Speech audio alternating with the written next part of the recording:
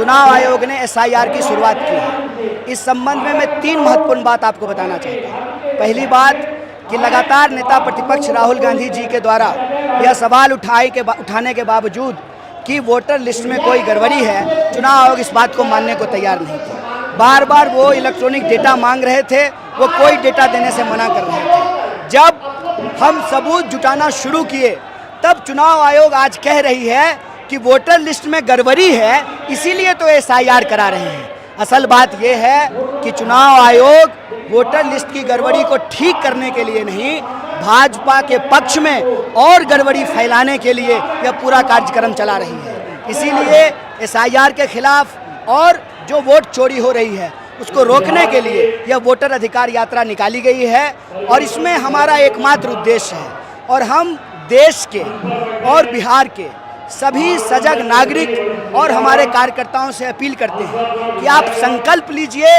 कि आपको अपना बूथ उसको क्लीन करना है। हम एक साफ, स्वच्छ और बिना अशुद्धि की वोटर लिस्ट चाहते हैं। इसकी प्रक्रिया वैसे तो चुनाव आयोग की करनी चाहिए, चूँकि चुनाव आयोग एक पार्टी की प्रवक्ता बन गई है, इसीलिए यह काम नागरिकों को अपने कंधे पे लेना पड़ेगा। क्योंकि लोकतंत्र किसी आयोग के भरोसे नहीं है।